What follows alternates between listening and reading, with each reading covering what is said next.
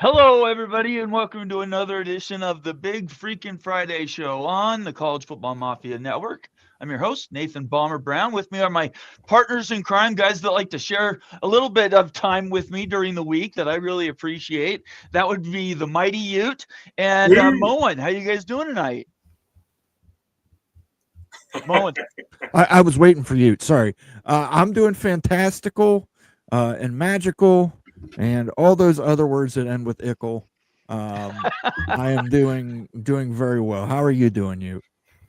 I'm living the freaking dream, guys. I've been licking the wounds from the Texas Tech loss over the last couple of days and everything, and the optimism starting to come again. So big time week right here for the Big 12. Big time games going on right now. We're in college football, the heart of the season, guys. Absolutely. And right now, so everybody knows, we can keep you scored update, but Florida State's now down 14 in the second quarter playing against Virginia. So what the hell's going on there in the ACC? We'll get to that in a minute, but that game is going on live. So if you're watching the game, put it on mute and you can listen to us. Hopefully we can give you some time and things to talk about. We're going to do our picks tonight. We're also going to go with the storyline Moen brought up that Ute and I both thought would be fun. That is, what is the future of college football going to look like? We've talked about this in the past, covered it many, many times, but as things change, as the time passes, people's ideas change and maybe their thoughts about where things are going to be changes. So we hope you're going to have fun tonight. Make sure you follow us on Twitter, subscribe on YouTube. If you're watching on Twitter, do us a favor, leave that going, but open up a YouTube page and go to College Football Mafia and hit that subscribe button. Help us build up that subscriber base. I don't know what our current number is. We're pushing to 6,000 now. I know we're over 5,100, aren't we, Moen? No, we're at 50-58 the last time I looked. Okay, 50-58. So we're still pushing just to even get that next 100. So please help us do that. We appreciate you being here tonight. Right out the gate, we had two things. First of all, Ricky Tungate, member extraordinaire, somebody that's helped us with College Football Mafia family. $5 super chat for Moen's outfit. Thank you. I appreciate Mafia that. man. Mafia man is right. He looks good, man. And then what do we got here, Moen? Ricky also gave us a gifted membership. He absolutely did. And that gifted membership went to Shooter Texas. We got some new sounds here on the board. I don't know. Ricky Tungate, maybe you'll like this one. But I can go as deep as you want to. That is, of course, Wild You. But I'll also give you this one, Ricky, because listen, last week, Indiana against Illinois, they were feeling this. Oof. I am feeling the effects of masculinity right now. I feel the testosterone. I want to go to war. I'm a lightsaber. I'm a man. What is that from? That's probably from Indiana's locker room after they dropped literally the over-under number on Illinois last weekend. Yeah, that was brutal. That was absolutely brutal. We thought it might be a closer game. Indiana put paid to any ideas that Illinois was the new Indiana this year.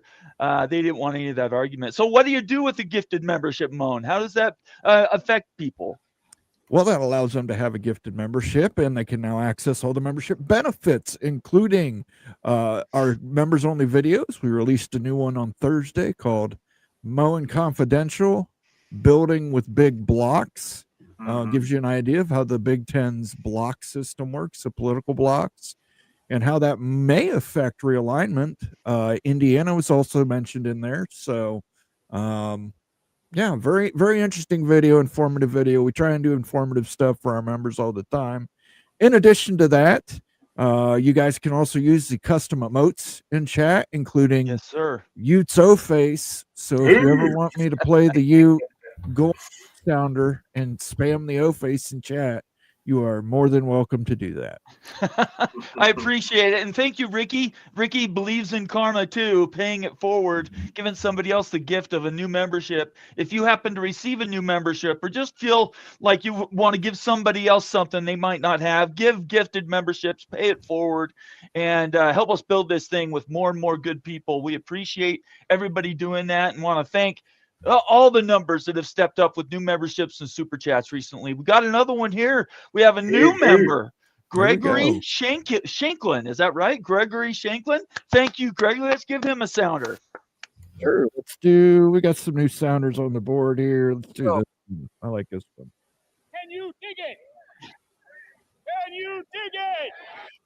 Can you dig it? That's a good one. I love it. Thank you so much, Gregory. And do consider watching the member videos after the show. We had some fantastic member videos. It makes it worth it to be a member. We don't just take advantage of members around here. We give you back.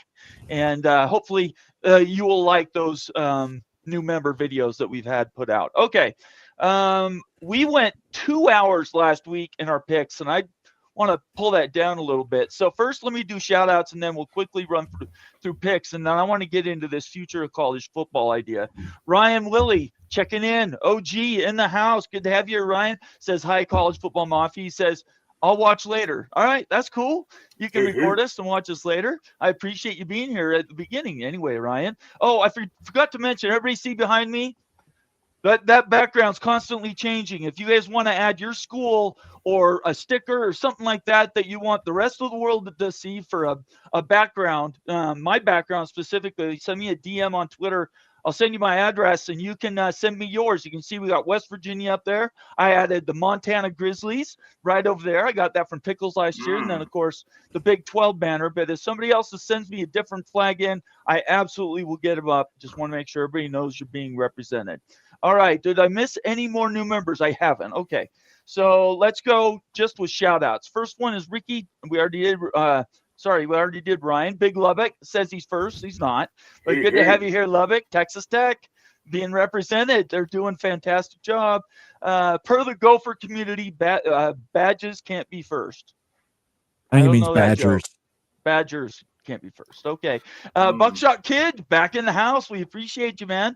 Oh, hey, at the College Football Mafia. Thank you so much for being here. Laura Weiss, again, Texas Tech in the house. What's representing, saying, hey, y'all. Good to have you here.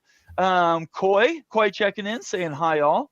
TF Williams. Good to see you here, TF. Another valuable member of the College Football Mafia family, saying, hey, all, go Noles. Hope everyone is well. And right now, just to match up with that, Florida State just scored. It is now 14-6, going to be 7 here. Florida State. Yeah, we're kind of Florida State fans around here.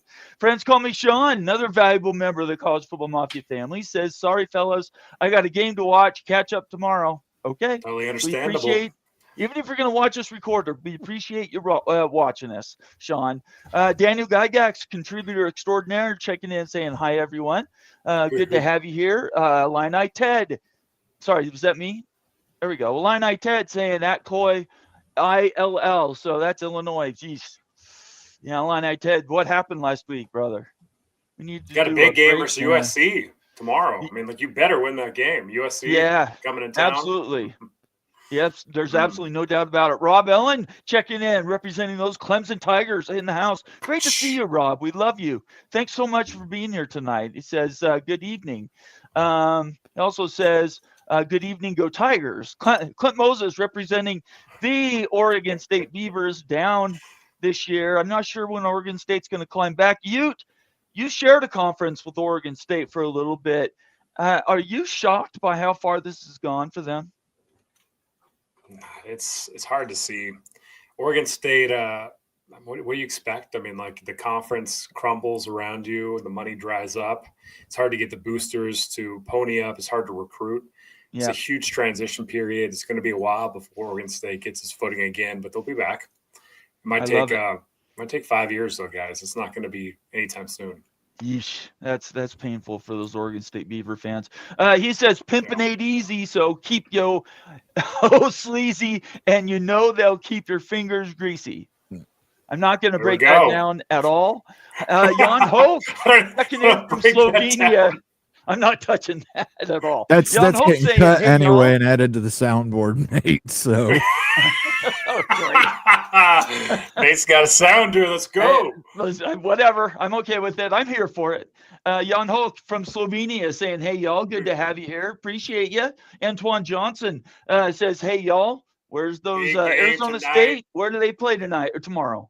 Oh, they're playing tonight. AJ, Oh, you're playing tonight. Antoine, I'm going to call you AJ from now on. I just like that, okay? So we got Arizona State playing TCU tonight at Sun Devil wow. Stadium. Big time game in the Big 12. Absolutely. I'm glad you tracked that. Yeah, it should be good. Arizona State, if they want to compete this year, they can't lose another game. Got to keep winning. Steve Moser checking in, another valuable member of the College Football Mafia family, saying, on my evening walk, temps in the 70s, beautiful sunset, happy weekend to all. Yeah, it's been beautiful here in Utah.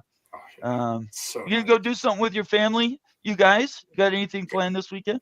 Yeah, do some hiking out there and stuff. The leaves changing, so it's a perfect time to get out there right now in Utah. It's fantastic. Get out here in the fall before the snow comes down, folks. It is the place. It absolutely is. How about you, Moen?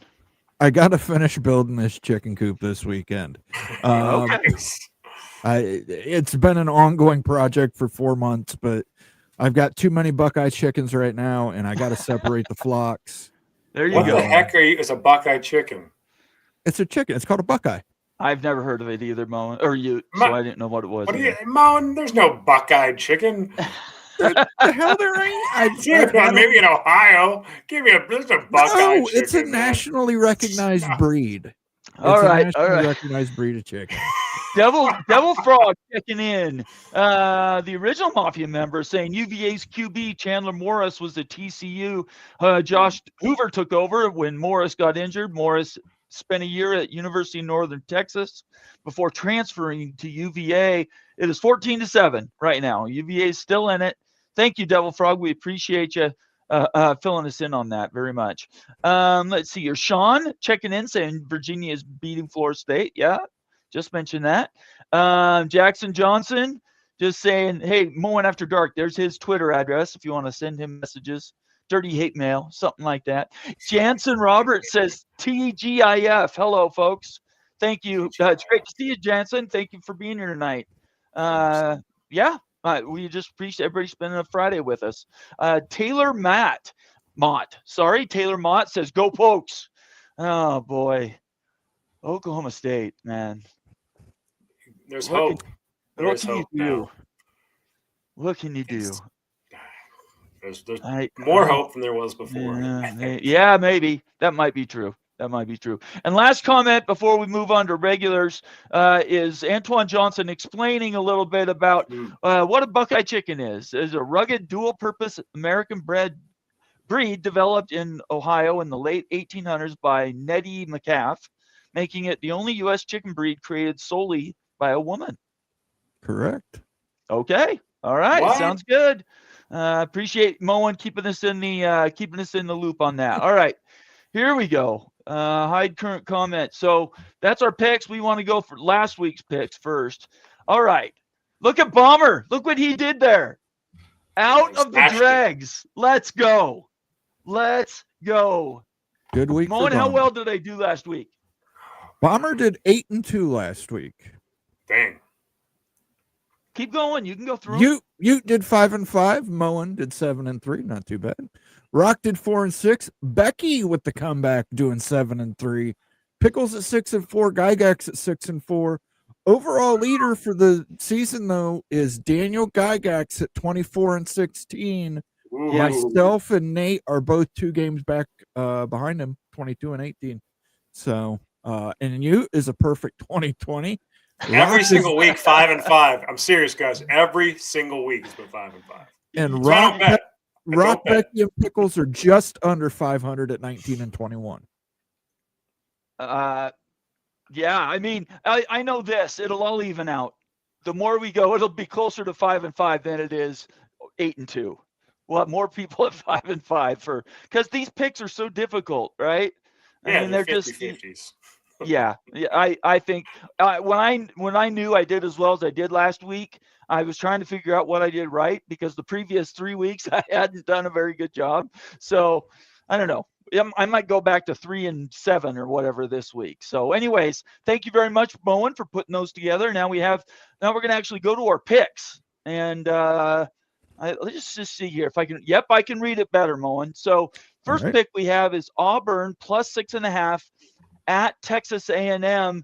Let's see. I took the Tigers. I've been impressed with the Tigers, and they're getting some points. I'm just not impressed with Texas A&M. Ute and Moen, you guys both took A&M. Yep. It is Kyle Field. Kyle Field. And like these two teams are pretty similar in quality, in my view. They had different playing styles a bit and everything. Auburn's a good football team. No doubt they beat Baylor. We all remember that. They lost last week. But really, I think Texas Tech beats them by a touchdown, really close to the spread. But give me the home team. Moen? Yeah, I like Texas A&M. It's at Kyle Field, as you mentioned. But Texas A&M, I got a lot of respect for them in that Notre Dame game. They really played well. And I think they're, again, home game.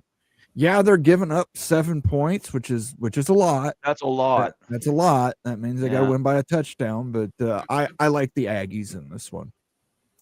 All right, very good. I don't think we need to spend much more time on that. We'll just have to see which team shows up. If Auburn's team that played in the first 3 weeks shows up, they can give Texas A&M a run. And I think you could flip it around. If the Texas A&M team that played maybe earlier in the season and didn't do as good as they thought, I don't know, did they beat Notre Dame or did Notre Dame beat them?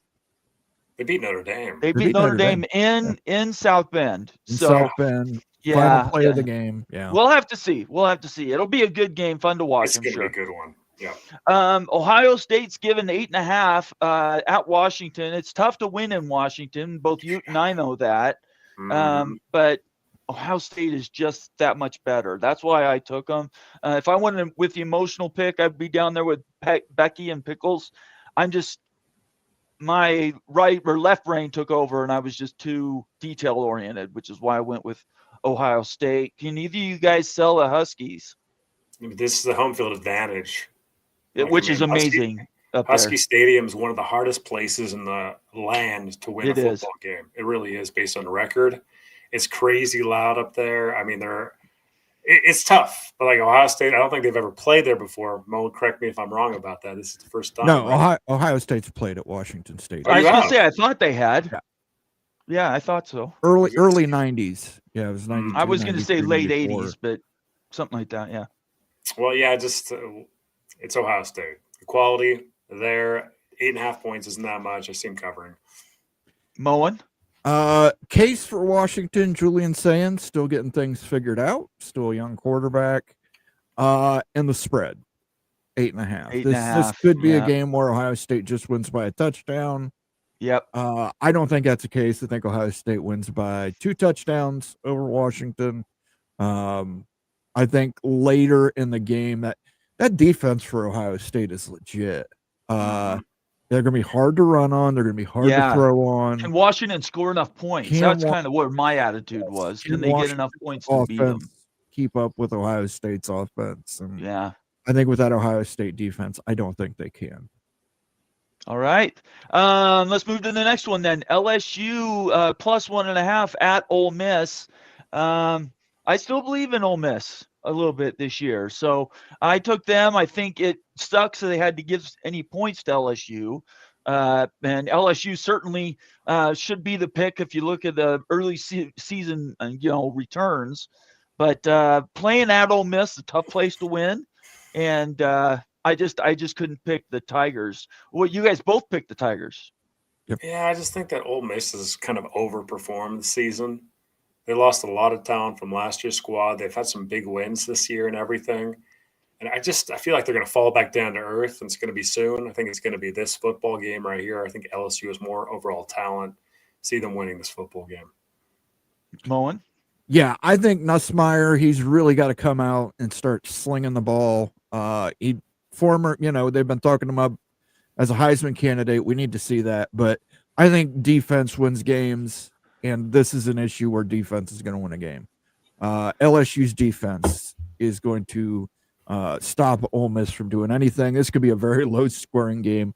This might end up being 17-13 LSU. If it's low-scoring, LSU wins. Yes, I agree.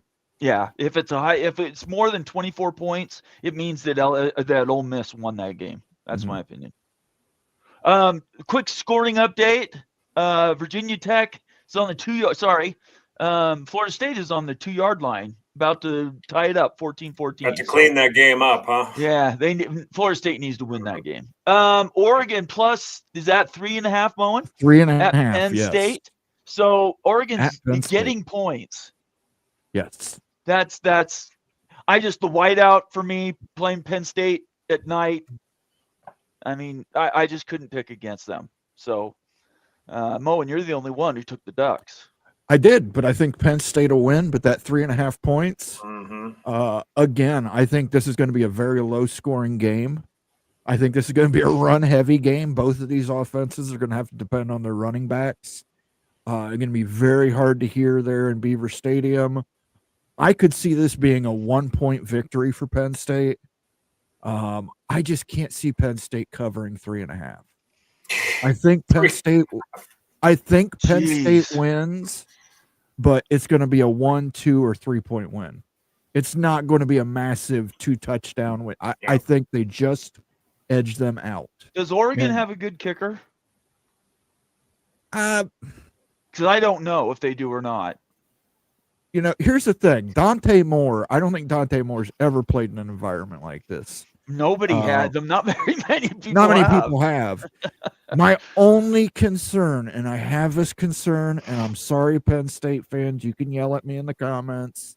James Franklin has a tendency to just have a brain fart in big games and call a stupid play that makes no sense. And if that happens, that's going to be very bad for Penn State. But like I said, I still like them. I like Penn State to win, but 3.5 points, it's too many points for me. Yeah, how great is Penn State? I mean, they've got the horses to win the national championship. They advanced pretty far in the playoff last year. They're winning bigger games. This is a massive regular season game. In the past, they couldn't get over the Ohio State and Michigan humps. This is almost like that type of level. And it just seems like it's time. Penn State got the playoff win last year, and so they've got some momentum with big games. They got to get it done in the regular season. I think this is the time when we see a transition in Penn State to winning more big-time football games, and this is a massive game. I think Oregon is explosive. I think they're extremely good, well coached. They're going to fight their heart out, but I see Penn State getting over that hump and winning by a touchdown in this game. It's going to be one of these situations. Can Oregon win the big game? It's one thing to win Ohio State at home last year. It's another thing to travel cross country, playing in Pennsylvania at night, whiteout. You're not even going to be able to see the Oregon uniforms. That's how bad the background white is going to be. So Oregon has a tendency every once in a while to do something bad, not play well. And if that environment is what we think it's going to be, I think it's going to happen this weekend. In Oregon's defense, though, Nate, last year they went to the Big Ten championship game in Indianapolis. And there were far more Penn State fans in the stands in Indianapolis. But Indianapolis, that's not the same environment. I agree it's not the same environment, but it's still traveling across the country for a night game. And Oregon held their own against Penn State last year. Again, that was a different Oregon team. Agreed. But, you know, again, I like Penn State to win, but, man, 3.5 points, I can't see it. We're going to find out how good Oregon is. How about that? I could see this game being like 16-13. Man, I'll tell you what, like, Oregon's kind of on, like, the precipice here, guys. Like, have they peaked?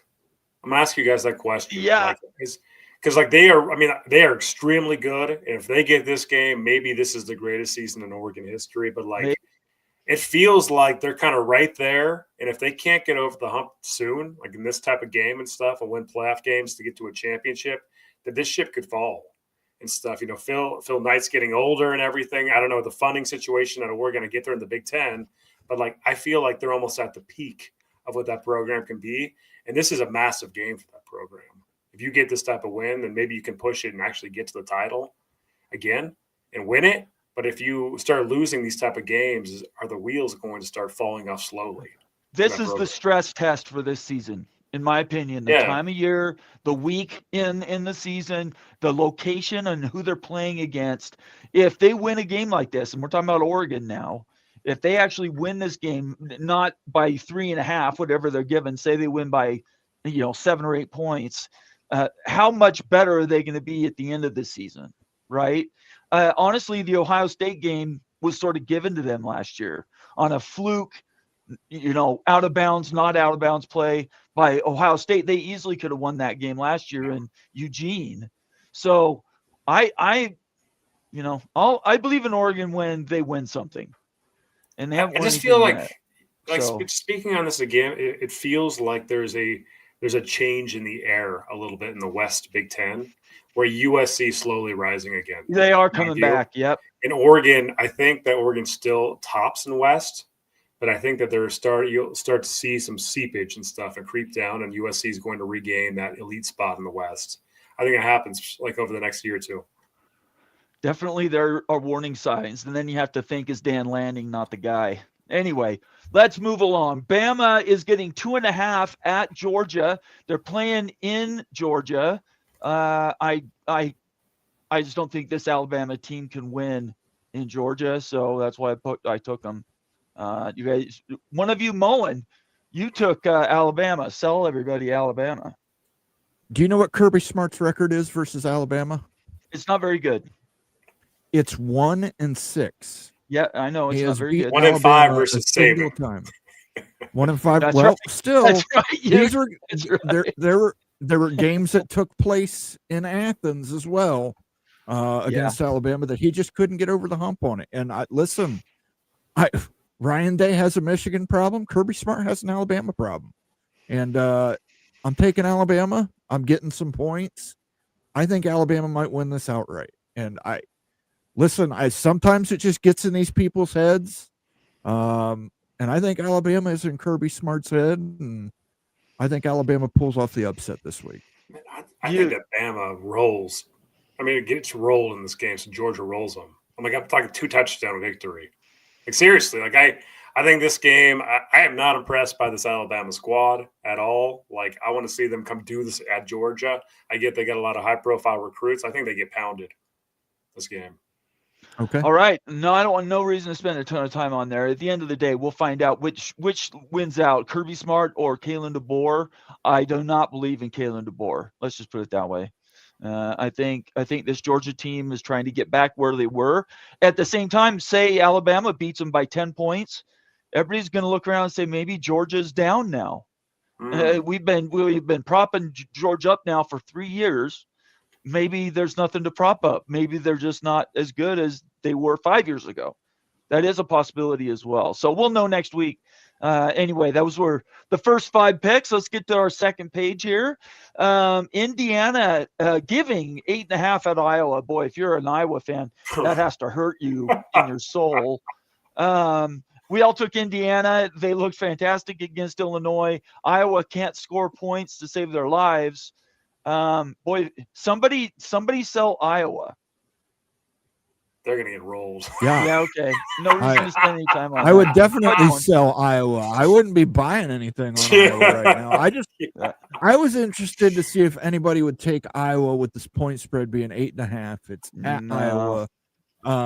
Listen, no, that Indiana team is too darn good. They are good. Yep. They're good. Now, Iowa does have a good defense. Iowa does have good special teams, but at some point, Iowa's going to have to find an offense if they plan to win big games like this. And so far, they haven't found it. Mm-hmm. Okay. All right. Next game is BYU giving 6.5 to the home team at Colorado.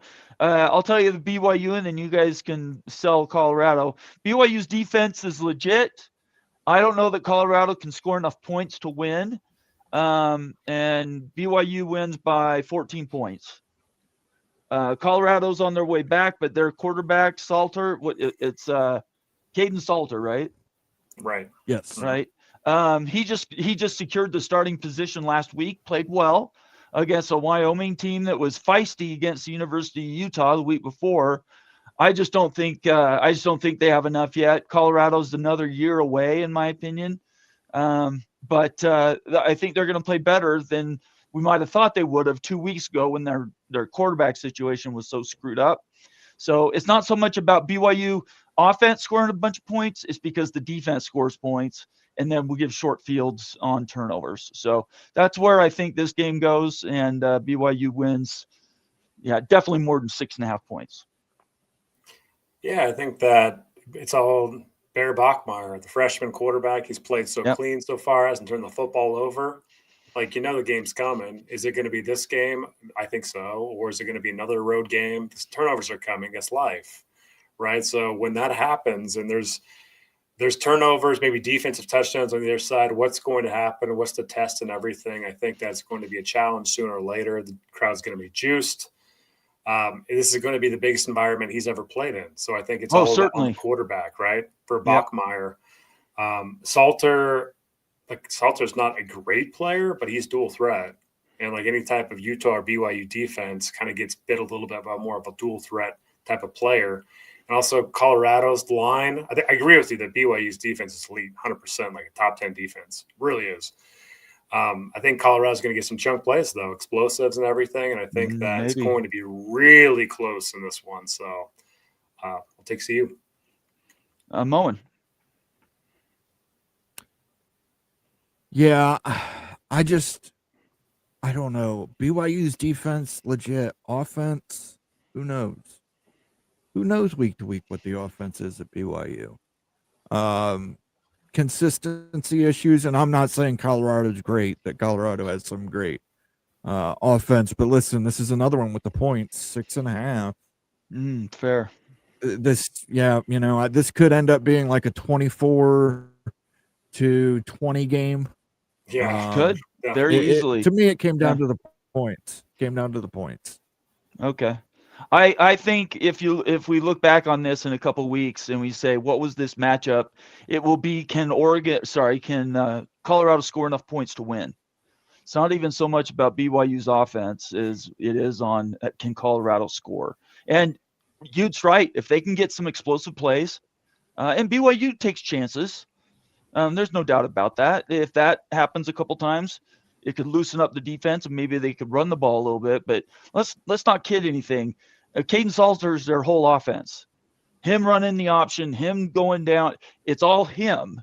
And their receivers haven't stepped up. I don't even know if they have a tight end and they can't run the ball. I just don't know if they can score enough points. Anyway. Yeah, I mean, that's legit. It's going to be an interesting game. It's going to be one of those narrative setting games, right? I agree. If BYU goes and punks Colorado and Colorado can't score, all of a sudden the juice and the attention is going to get on the Cougars, right? Because it's a higher profile game, and BYU just hasn't had many eyeballs on them all season long. Nobody knows. It's been rough. You've seen them, right? Yeah, it's absolutely true. This is an exposure game and stuff. If Bachmeier shows out and you blow out Colorado, then I think the hype train is going to jump up big time. This is Very the kind much. of game. I think that the narrative, I love that idea. This is a narrative game, no doubt about it. At the same time, Colorado beats BYU, knowing how good their defense is. Talk about a narrative game for Colorado now. They've rescued their season, and now, again, they might be competitive in the Big 12. So, anyway, great conversation. Okay, Arizona is getting 5.5 at Iowa State. At Iowa State. I'm just going to say at Iowa State. Their defense is, again, very, very good. I'm not sure elite is up there, but they're very, very good. And I think Arizona, we don't know who they are, right? So is 5.5 enough to scare me off? No. Because I think Iowa State's defense, again, gets a couple turnovers, and they win by more than a touchdown. That's kind of what my thoughts are on that. What do you think? Talk about another program that's got zero attention, Arizona. Yes. We know some of the players. You've seen some of their games, but not a lot of exposure. So who is Arizona? We know who Iowa State is. They're all on TV all the time. They're in prime time. We've seen them a lot. They're tough. They're gritty. They've got a good quarterback. But Fafita, we know about his history and everything. They're off to a hot start. This is a big-time narrative-setting game. If Arizona goes in and beats Iowa State, oh, my gosh. Yeah. That is going to be absolutely massive. But, I'm not picking that. I wouldn't bet on that. Iowa State's more proven, dependable, at home, 7 points or more.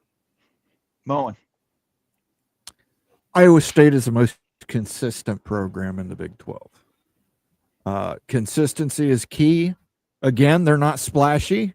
Ute's right. They're not getting a lot of attention. There's a reason why they're They're not a splashy team. They're not going. They're not buzzsawing Illinois like Indiana did. But they're just consistently winning games with strong defense, adequate offense, and I think they easily cover 5.5. I could see them winning by 10 to 14 points in this game. Let's get to a couple super chats here before we move to our last two picks of the night. Mark Bowman, $10 super chat. Mark's also a valuable member of the College Football Mafia family, saying Iowa can score points this year. I will be there, row 4, behind the Iowa bench, 43-yard line. Mark's saying they're coming to play. Iowa's in the house. Mark, how much do you pay for season tickets, my man? That's unreal. You're on row 4 on the 43, bro? That's right behind Iowa? Yeah. Dude. Congrats, dude. No wonder he has. Thank you so much for the $10 super Appreciate chat that. and your loyalty and your membership, Mark. We love having you around. Moen, do we have a sounder for Iowa or something we can give Mark?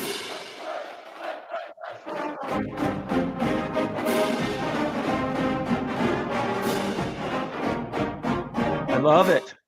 Still the best stadium tradition in the Big Ten. What, the saluting the hospital? The wave that they do to the children. The wave right. they do to that's the what I was children's talking about. hospital. Okay.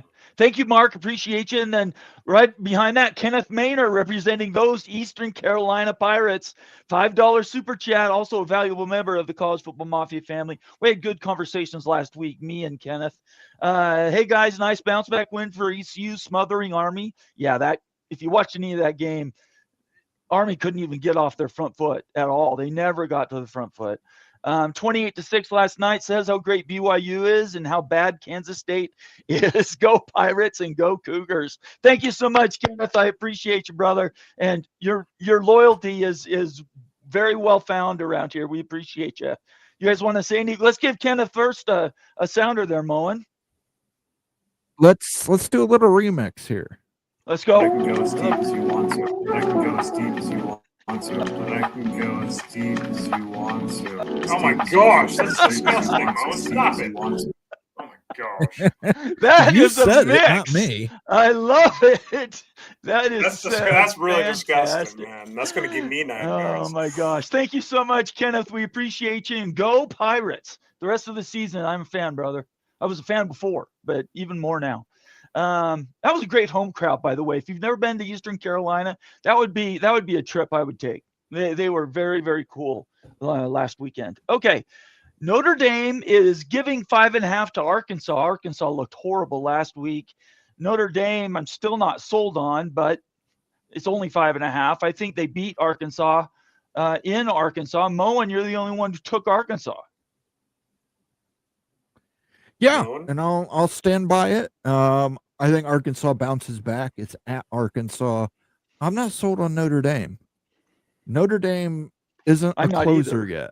I agree with that. And neither is Arkansas, because we obviously saw last week in their matchup, they're not closing either. By the way, I was the only one who picked Memphis in that matchup. Good job. So I like Arkansas to bounce back here. If Notre Dame wins, they're not winning by more than a field goal. But I do think Arkansas wins. I think they bounce back. It's at Arkansas. I'm not sold on Notre Dame. I still hate Notre Dame. Give me the Arkansas suey pig. Whatever Pig it is suey, they baby. say down there. Pig suey, go Razorbacks, gore the crap out of the Irish. Hey, check it out. You guys playing in Arkansas next year. I think I might travel to that game. BYU went there. Yeah, that's a tough place to play, man. Absolutely. I don't know. Do you have any words to say for Arkansas? Sell Notre Dame to everybody, Mo, or you. I am not a believer in this Arkansas team. I've bet on them multiple times and lost. I'm not impressed, and I don't like Notre Dame either. But hey, oh my gosh, I've got no faith. It's hey, who I have less faith in? Arkansas. Go with the other team. 2 plays back to back. Virginia ran the ball 3 yards, a pass of 7 yards, and run after the catch and contact 25 yards and 20 yards. It's like Florida State doesn't want to tackle. So we're almost going into halftime, and it's going to be 21-21 tied. Virginia's not going away, everybody. Yeah, that's another $10 super chat again from Mark saying, to answer your question, $2,400. That's how you do it right there. Those are big. I think my those are season big tickets are time. $1,200 for 2 seats, so double. But I Yeah. don't have your seats, bro. That's big. That's true. You're in an end zone. So I'm in the end zone. It's Yeah, true. But that's okay. 26. I like your seats. In Right. that stadium, you can see everything from your seats. It's brilliant. Okay, so those are all the picks that we made through Notre Dame and Arkansas. The last one we have is USC giving. Hold on, I got to US give him a sounder. Oh, okay. Go ahead. The most rewarding part was when he gave me my money. That's what Utah's or Iowa's saying to Mark Bowman right now. Give Utah's me saying my that, money. too. Oh, and then out of here, nobody wants us to get to the USC game, Nitwit. Let's $50 go. super chat. Thank you Let's so much, go. brother. Penn State in the house. Valuable member of the College Football Mafia family. $50 super chat. I am taking Jim Knowles' defense versus the Oregon offense. Big hire by Franklin will pay dividends this game. We ate. Penn We State are. 31, Oregon 24. Nitwit's calling his shot, baby. We are. Mo, I let's think give him he's- some yes, sounders. we are, after right, this. Mo? No, Well, we yeah, ain't. we are.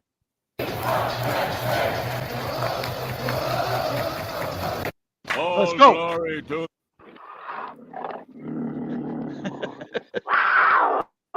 There we go. You're going to be hearing a lot of that, Oregon. You might want to get used to this. This is played at least 192 times Seriously? approximately per game at yes.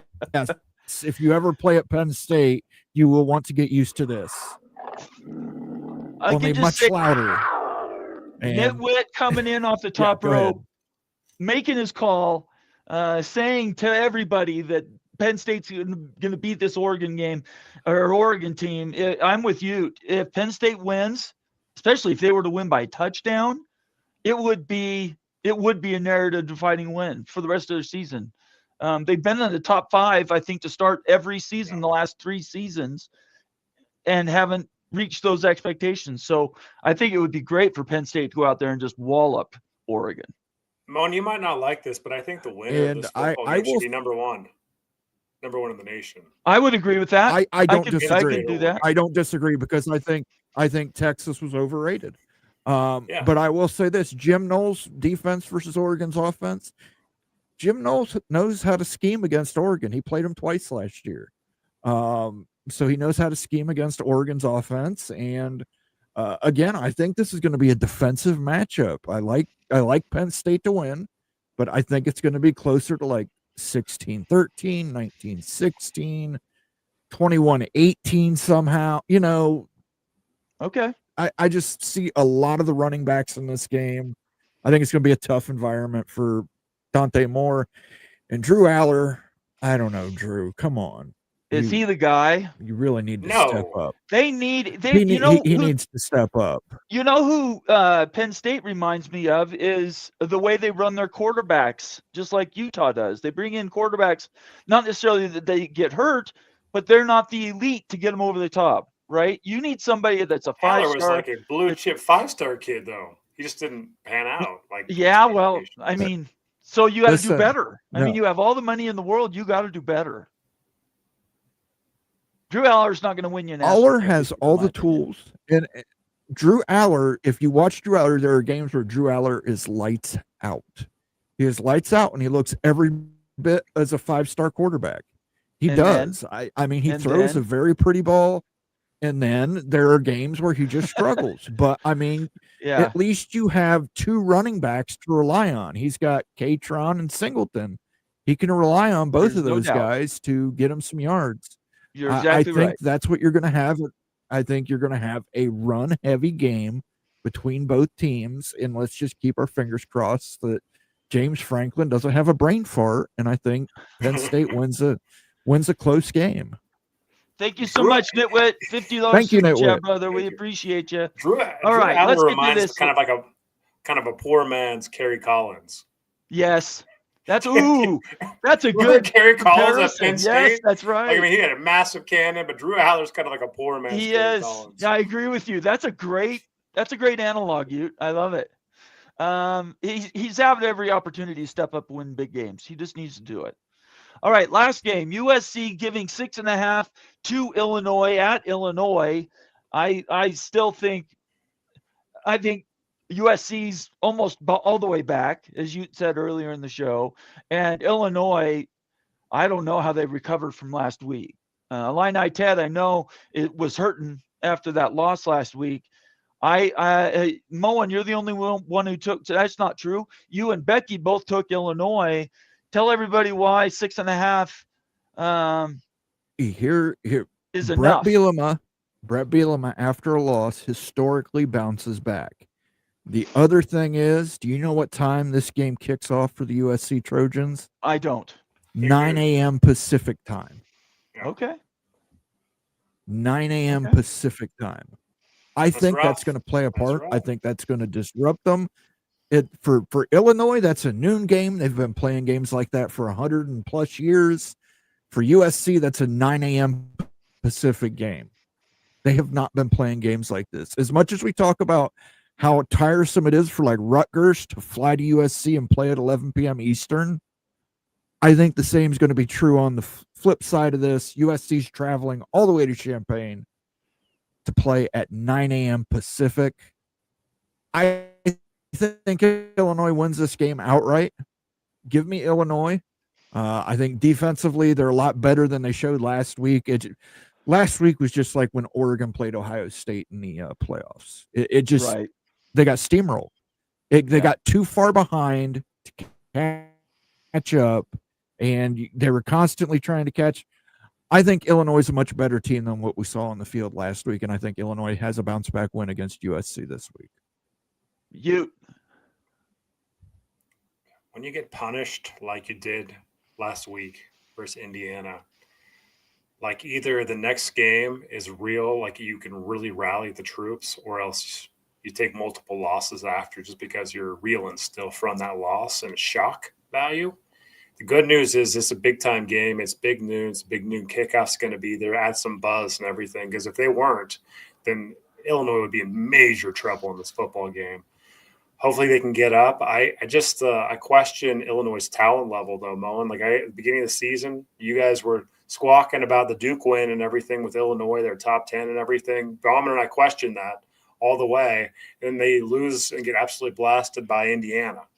Like, there's not a lot here that I have a lot of confidence in here. I've seen USC play. I know how talented they are. Give me USC. I think the Big Ten bias, the original Big Ten bias, is real. We see it every week from Moen. And I think you're finding out the West Coast teams aren't as bad as you might think.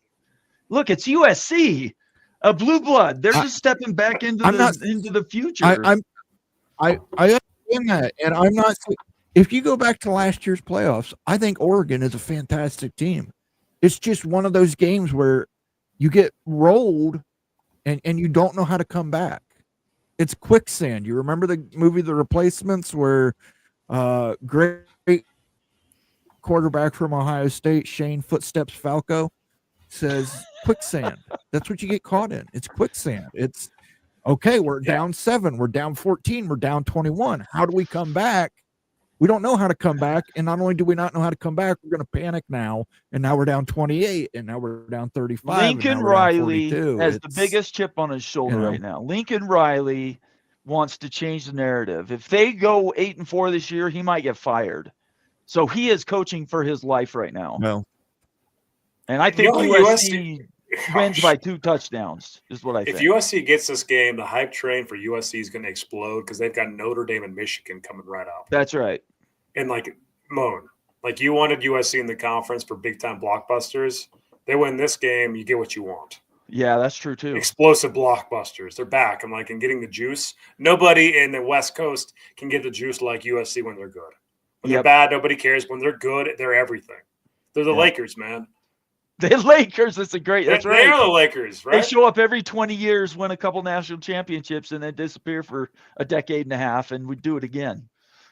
Anyway, Those are all our picks this week. I hope everybody enjoyed that. We have pluses and minuses on our picks every week, so we encourage everybody to, if you want to, pick along with us and let us know how we did next week and see how wrong we really were. All right, I got to go in just a few minutes, so I wanted to get to this topic before I had to take off. Date night Friday, trying to get out on time. So Moen, why don't you set the stage for us, and I'll give you my 3 things, and then we can start that conversation going. I'm gonna set the stage, and I'm gonna run to the restroom. The whiskey. Okay, well, if you just set the stage, I'll answer. 5 years. If you've ever heard the song, sure, yeah, absolutely. You ever heard the song 5 Years from David Bowie? Great song. 5 years. Maybe 5 years. Yeah. In 5 years, it'll be 2030. Where are we at in college football in 2030? We know the AD from Maryland was asked how many teams will be in the Big Ten by 2030. He said 20. We know Mark Coyle has said realignment's going to happen within 2 days to 2 years. We know that they're expanding or coming up with more expansive ideas for the college football playoff. So where do we see things in 5 years, guys? I'm going to let Bomber go first. I'm going to use the restroom, and then I will be back. All right, Nate, let's hear what you think. 5 years. So a few things. I think that it's still going to be Congress is going to get something passed in the next year or two. It might not be this year, but they'll get something put together that unfortunately will protect the NCAA. They will get some type of antitrust exemption, which I absolutely hate. But eventually that's going to happen. The NIL control, reining in kind of how free transfers has become a problem. I think those changes are going to come. There's too much institutional push to get that done. All the conferences are for it. The NCAA is certainly for it. The A4 as an organization is all for it. They're all lobbying Congress. So anybody that's arguing against it, like me, are not going to be very happy. I think eventually something gets passed. I said that last year. I said it again this spring. I just didn't think it would happen this year. It still may. I think there's too many hurdles, but we'll see how it looks by the end of the year. So if those things get reined in just a little bit, then what I think we're going to see is realignment really going to come to a halt. In 5 years, I think we're going to have more consolidation, and we don't talk about realignment anymore, and you have the best conferences bringing in the best brands to try to survive. I think eventually it will be 3 conferences.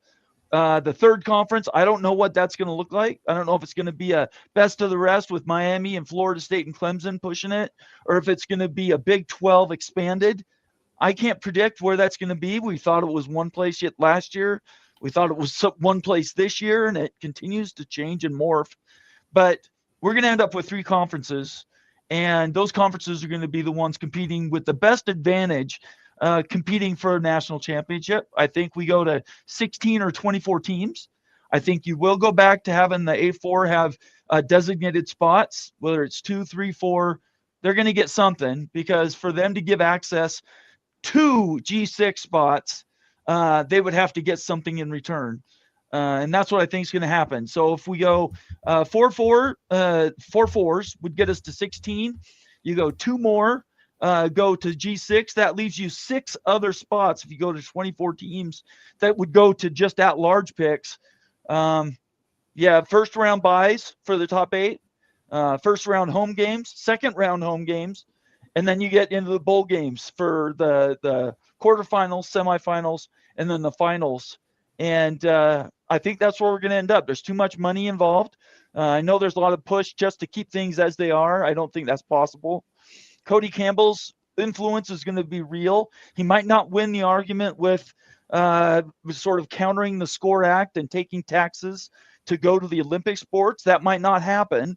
But I think his influence will stand, and it will represent certainly Texas Tech, but also the Big 12's best interest. He and Brett Yormark talk all the time, so they have to have a strategy involved to do what they're going to do. So in my opinion, expanded playoff in 5 years. I think consolidation continues, but we're not talking going to super conferences. I don't think that happens. And if you get to 3 conferences that each are 20 teams, plus or minus a few teams, that gives you nice round scheduling zones, right? You have divisions in conferences, and now a more organized playoff. Maybe you have semifinal games in the conferences to play in for those playoff spots, those home games. Certainly, if you want the first round bye. So a lot of people are going to disagree with a lot of that stuff, and I'm here for it. Engage with me on Twitter. I'd be happy to talk to you about what those ideas look like. But there's too much money involved, in my opinion. There's too much going on out in the greater world to not say we want to have more teams in it because we're just going to get piles and piles of money to do it. So that's kind of where I'm at. Man, yeah, I largely agree with a lot of what you said. Moan, do you want to speak to this, and then I'll give thoughts too? Or Baum, do you need to head out anytime soon? I want to listen to you. Yeah, I want to hear your thing. Certainly, Go ahead, you, Moan. either one of you. Moen, we can't hear you. If you're Listen, I tend to agree Okay. with Nate on a lot of things. There's certain things I disagree with Nate on. In 5 years, I believe some form of the SCORE Act is passed. I do believe the NCAA is given a tax exemption, antitrust exemption sort of deal, the same thing the NFL has. I do think there's going to be 3 main conferences, but I do believe there's still going to be 4 autonomous conferences. My question is, and what my belief is this third conference is going to be neither the Big 12 or the ACC. I think this third conference is going to comprise a lot of teams from the Big, I shouldn't say a lot, some of the teams from the Big 12, some of the teams from the ACC. Who it is, I don't know yet, but I think Notre Dame plays a large part in the formation of this conference. I think you would probably see schools like Arizona State, Colorado, Duke, depending on what happens with Florida State and Clemson. If they don't get into one of the Power Twos, they would be involved in this conference as well. And I think Notre Dame would also put, a focus on academics in the conference. So you probably get Stanford and Cal. But yeah, I think there's going to be a third conference that's neither Big 12 or ACC. I think it's going to be something entirely new. I think the ACC and the Big 12 will backfill, obviously. I think the ACC is going to be hurt by this way more than the Big 12. I mean, the teams that would leave the Big 12 would be like teams that have recently been added to the Big 12. So I don't think it's as much damaging to the Big 12 as it will be to the ACC, because I think the ACC is definitely going to lose some really big brands in a situation like that. I think the Big 10 goes to 22 teams. I think the SEC, does get to 20. I think they do take Florida State and Clemson. I think they're just too big of brands to have left out there. But yeah, and I think the SCORE Act, I think I mentioned the SCORE Act passes, and I think things tend to settle down in terms of NIL, in terms of the college football playoff, which I believe will be expanded. It's not just the Big 10 that wants a bigger playoff, by the way. The SEC also wants a larger playoff, as do the teams in the SEC. They need a larger playoff in order to expand. So I think the playoff expands to 16 and then to 24. I agree with Bomber. It gets up to 24 by the time we hit 2030. Please don't go to 24. That's it just kind of cheapens the playoff, I think. I'm in alignment with what a lot of you guys said here on the future of college football over the next 5 years. I see the playoff expanding to 16 teams and it being such a success because of the home games and no buys that stays for a long time, and not just beyond this 5 years, but into the future too. 16 teams is plenty, guys. You don't really need any more than 16 teams. Like, you get everything you want. You get all the games you want. I think 16 should be the max. I think that that's what we get at the end of the day. I agree also with both of you, and I'm surprised that both of you said this too, that there will be 3 conferences that are the Power 3 conferences, no longer 4. 1, possibly 2 will get eliminated. I tend to think that there's actually going to be a best of the rest that eliminates the Big 12 and the ACC in that forms. I can see the SEC definitely going to 20, not expanding beyond 20 teams. So that's 4 more teams for them. The Big 10 getting to 22 or even 24 teams possibly. Shoot, maybe even 20, maybe just 2. Like, is it going to be 20 to 24? That's tough to guess on and everything. But I could see a small Big 10 growth, possibly bigger, 2 to 6 teams anywhere in the Big 10. And then I see a separation in a big-time separation in the ACC space and the Big 12 space on a 20-team conference. That's the best of the rest conference, really the most valuable brands, geographic brands that make the most sense, and basically nuke the Big 12 and the ACC out of relevance like they are today. So I think 3 conferences, best of the rest, SEC and Big 10, all with at least 20 teams, maybe with the Big 10 up to 24, maybe 22.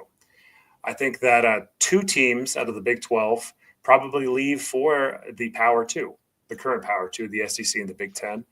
And then the rest largely are going to be in a combination, the biggest brands with the ACC schools. I think that is going to be a significant shift. It's not just going to be 16. I think that you're going to get a 20-school best of the rest with more regional pod play because of the reasons you guys talked about, because you can have play-in games, you can have pod playouts, you can have pod whatever. Right? There's so many iterations you can play with. But as we've talked about before, this was years ago now, Bomber, you know this, Bob Thompson spoke on this channel and said, basically the 20 teams is the ideal conference scenario. Yes. 20 teams.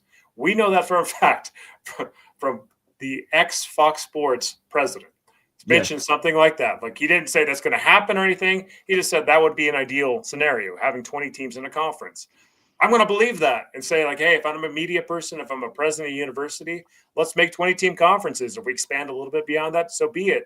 But 20 teams is ideal for media contract negotiations. It makes total sense. That means that you've got 60 to 64 teams that are going to make the cut in this new Power 3, and there's going to be about 10 or 11, 12 teams cut out of the current Power 4. And you or I could do that analysis. We've already done it before. What teams, what brands aren't going to be able to make that cut? But it's going to be more obvious brands. The ones that don't get big TV ratings, that don't have the best academics, aren't in the biggest markets, the things we talk about all the time. You can cut them away, and then you're going to grow with these largest schools, these most significant and valuable schools too, into a new world of a Power 3. That's what I think, guys. I love it. I love it. And just so everybody knows, while you might hear opinion on our shows, we put a lot of research and time. I've probably got at least a couple hundred hours in studying all of these topics, probably more than that, probably closer to 1,000 hours in the last 4 years. Ute and Moen have spent at least that amount of time. Us trying to track all this stuff, yeah, we're opinion makers, but at the end of the day, it's educated, at least as we see it. So please take our opinions for what they are, mix them and match them with what you believe, and then let us know in the comment section. Let us know how we're doing and how off we may be, or if you agree with us. We love to hear that too. And just get more involved. We appreciate everybody being here tonight. I got to go. You guys, I love hearing your ideas tonight. That's fantastic. Every time we talk realignment, every time we talk the business of college football, we are the smartest guys in the room in that moment. And I really appreciate both of you. And I thank you both for being here on this mission with me. And you guys are awesome. I appreciate you. Hey. All right, you. Moen, I'm gonna check out of here unless you were gonna say something. Sorry. No, go ahead. Enjoy your date Okay. night, and we will see you next Friday. Okay, thanks everybody. Thank you, Appreciate Nate. you. We will see you Tuesday night for our rapid reaction show. Let's talk. What is it now? Week 5 in college football? That's crazy talk. I can't believe we're already this far into this thing. Anyway, I appreciate everybody. You guys have a great night and a good weekend. Stay safe. Peace. See you, Nate. All right, we got one super chat here. I want to make sure pull out the Tarletons. This the official next segment is brought to you by Hey, Chuck. by- Yeah. All right, go ahead. By the way, I don't know if you know this or not. Daniel Gygax in his latest short, he has been tracking the Tarleton State Texans. Undefeated Tarleton State Texans. Oh, my. Congratulations to Tarleton State. Congratulations to ECU. Kenneth Maynard says USF, Memphis, Tulane, and ECU will be ACC editions by 2030. I think it's going to depend on whether or not the ACC exists, or at least what form it exists in. The best of the rest conference we're talking about, it could somewhat break the Big 12 and the ACC. Yeah, it will, Moan. And I want to, the Big Lubbock says if Florida State, Clemson, UNC, and UVA go to the SEC, Miami and Georgia Tech go to the remaining Big 12, even without Utah and Kansas, will be more attractive than whatever Notre Dame, Stanford, and Cal can come up with. Big Lubbock, I don't think you realize just how much money Notre Dame brings to the table when it comes to media rights negotiations. If Notre Dame agrees to some form of independence with this conference, similar to what they've got going with the ACC, it might be enough to be more attractive to a school like Colorado, Arizona State, BYU, to jump into that conference and stay in the Big 12.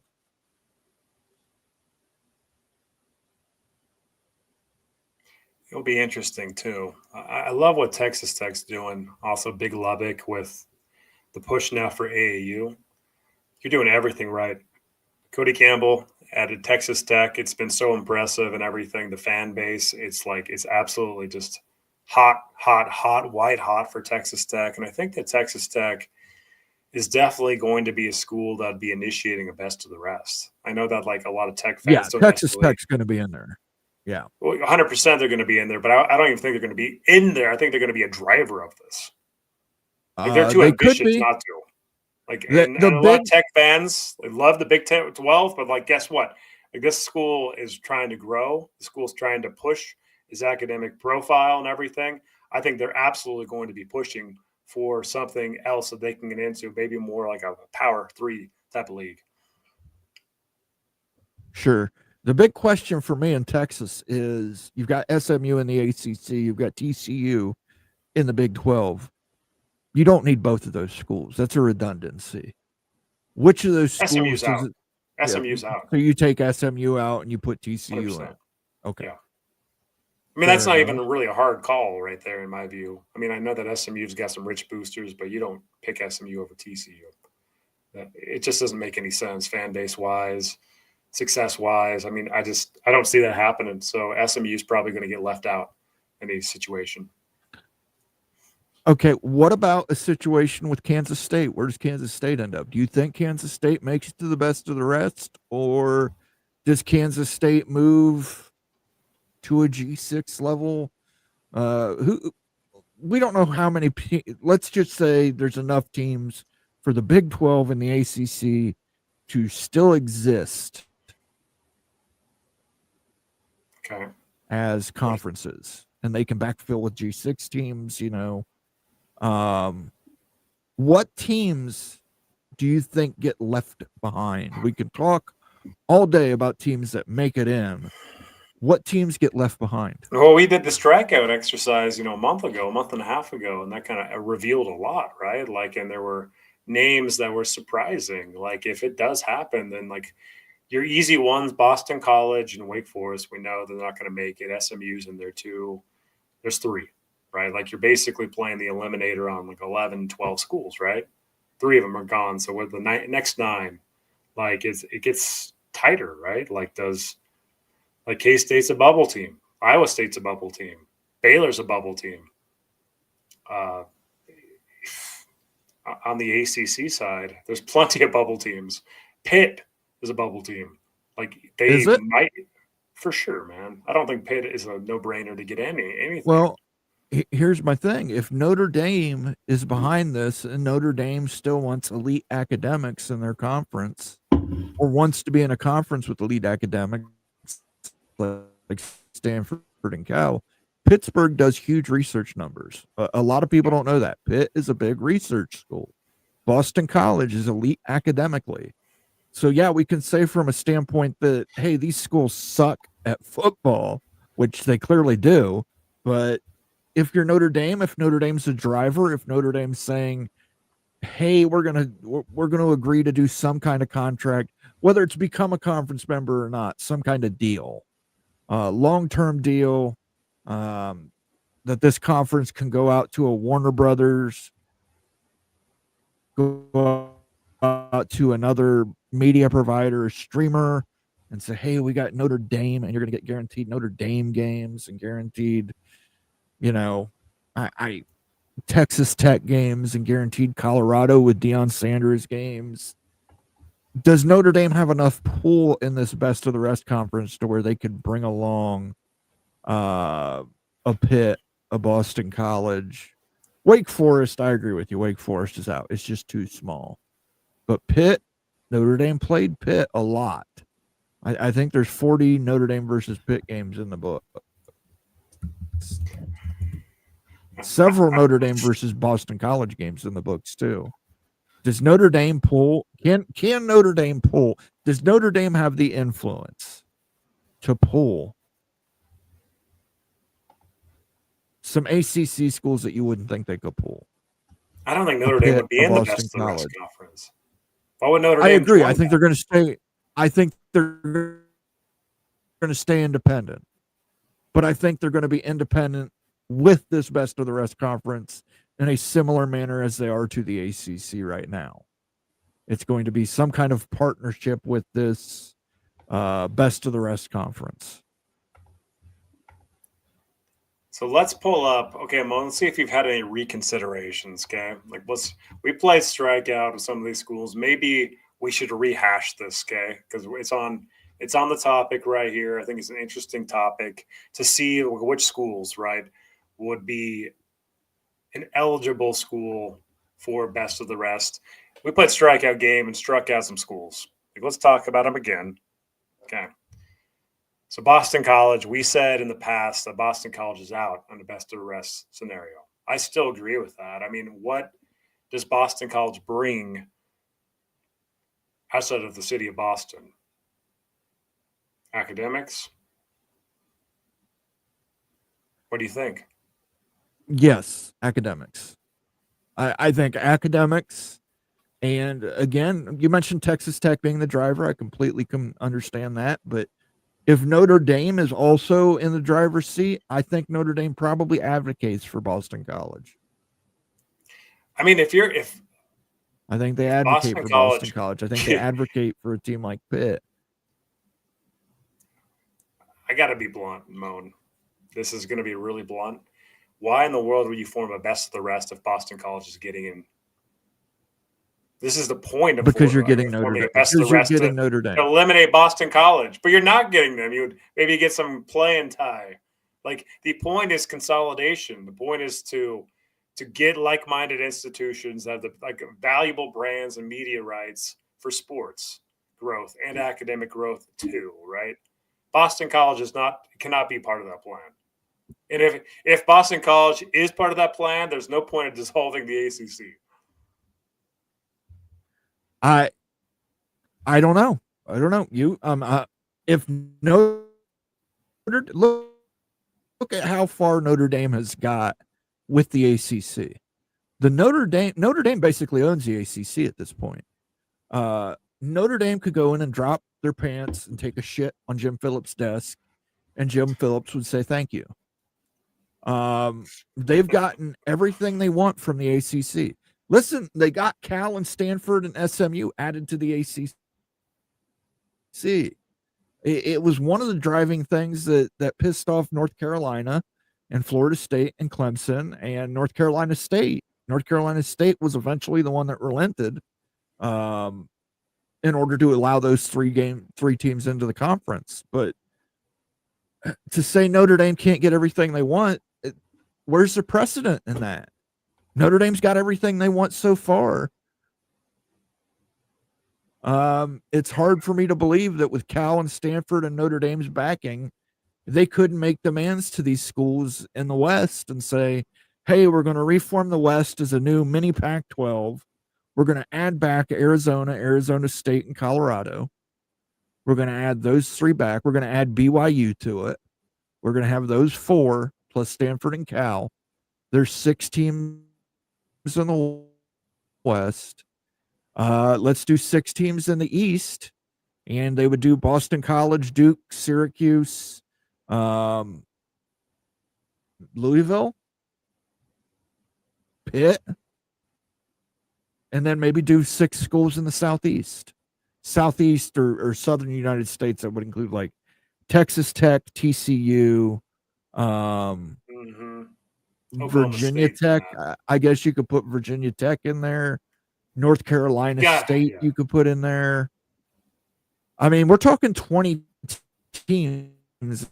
It's a lot of teams in the Big 12, in the ACC that could come across there. I got a super chat from our friend Jacober Cat. Let's read this. Shawshank Redemption is about Andy and Red falling in love. Andy crawls through a poo tube, proposes to Red under the same tree he proposed to his wife, and they reunite on Sunset Beach. Play Deep Ute Sounder. No, don't do that. But I can go as deep as you want to. Dude, that's so bad, Moon. Oh my god. But I can go as deep as you want to. By the way, we went and saw The Long Walk. The Long Walk in the theater, the new Stephen King movie. And may I say this, the Arizona uniforms, the Cardinal Arizona uniforms that they were wearing last night reminded me of The Long Walk. And if you've seen The Long Walk, you will completely get that reference. But thank you for the super chat, Jacober Cat. I played the Ute Deep sound effect for you several times.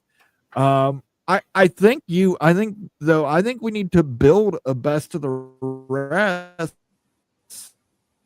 Okay. Or we each need to build our own best of the rest. I think that's appropriate. Because look here at the Big 12. Let's say Kansas and Utah go to the Big 10. Watch my latest video on why that might happen. Oklahoma State. Do you take Oklahoma State? Do you want to be into the state of Oklahoma that bad that you take Oklahoma?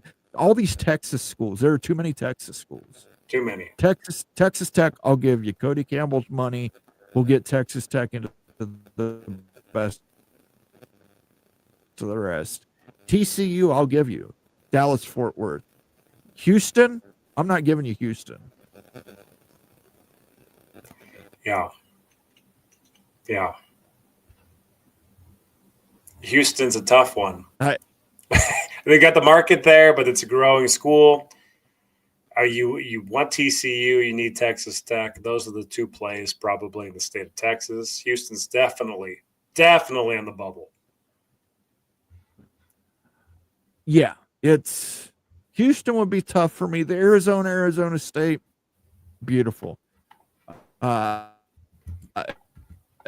the 3 of the 4 corners and add BYU to that, and you've got a 6-team West Coast divisions that BYU should have been in the pack years ago. I know Ute doesn't agree with that, but they should have been. Colorado, Arizona State, Arizona, Stanford, Cal makes sense to me. That's a 6-team pod, best of the rest, out in the West. Let's add 2 more schools to that. Let's add Texas Tech and TCU to that. And TCU. Yeah. Why don't we go through an exercise then, Moan? Okay? And I get you to 8. Let's get to 16. Let's get to 16. Let's do it. Okay. Here we go. We got the strikeout up again. Okay. Remove the X's from before. Let's talk about this again. Okay.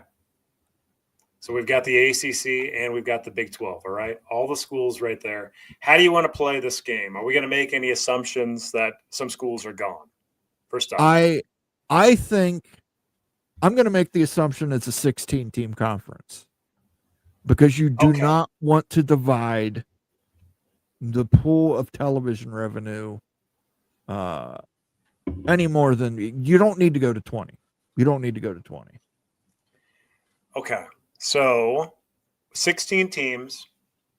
And right now we're looking at 18 teams in the ACC and 16 in the Big 12. So we've got 34 teams, right? Roughly. So we need to eliminate 18 schools in this exercise.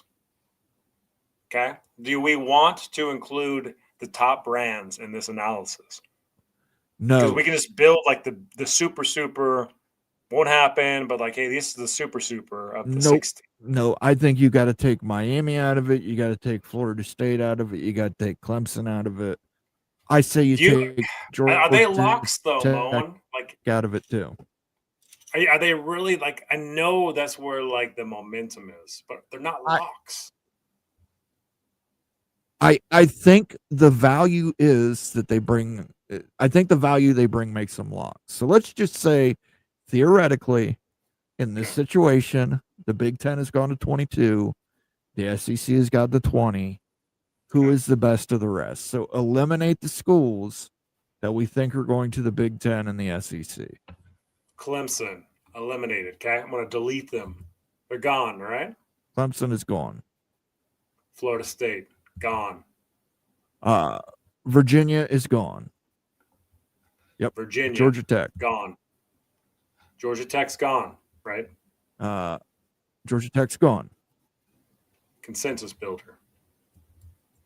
Yes. Atlanta Miami. market, big market. Miami's gone. North Carolina's gone. North Carolina's gone. Notre Dame. No, Notre Dame stays. Notre Dame values independence over everything. So we go 1, 2, 3, 4, 5, 6, 7, 8, 12. So let's go to the Big 12. All right, we've got 12 remaining. Okay, so in the Big 12, who's gone? Baylor. Baylor's gone. Well, so are there anybody that's automatic to the Big 10 or the SEC? Let's say for argument's sake, and this is argument's sake, we're taking Kansas and we're taking Utah out. Okay. All right, here we go. Then we'll build it out. We've got 12 in the ACC remaining, and we've got 14 in the Big 12 remaining. Yep. Baylor's gone. Okay. Baylor's gone. It's another team in Texas. How many teams do you need in Texas? Yeah. Okay. Cincinnati's gone. Let's grab an X here. Okay. Cincinnati's gone. Agreed. Okay, so 2 gone. Houston's gone.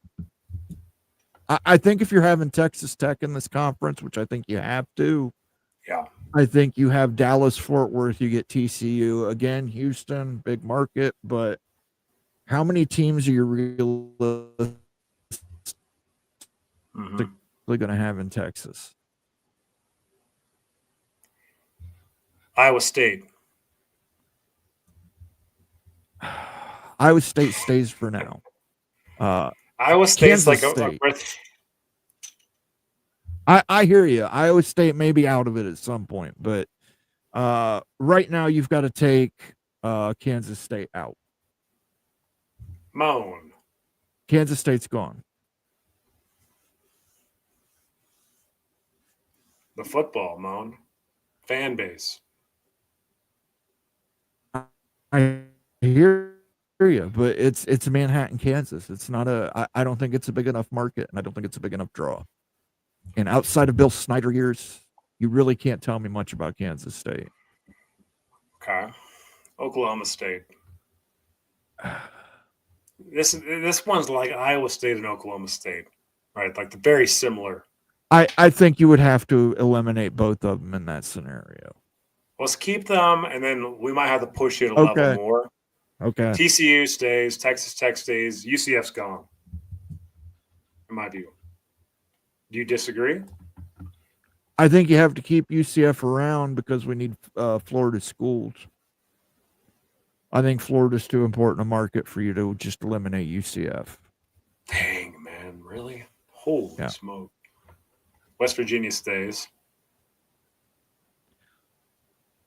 West Virginia, sorry Mountaineers fans.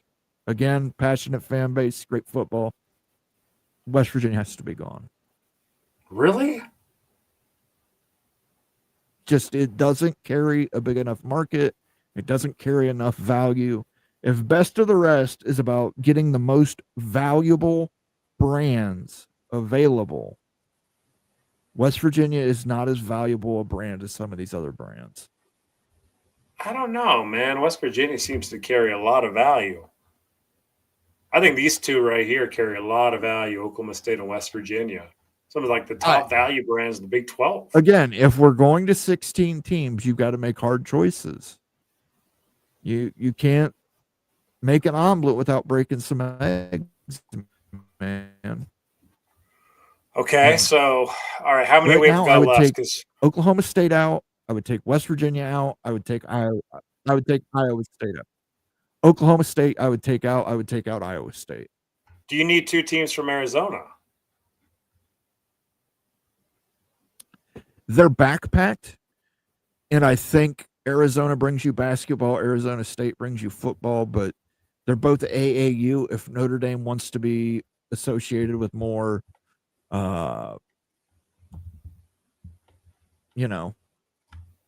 unique athletics or academics, I think you got to keep both.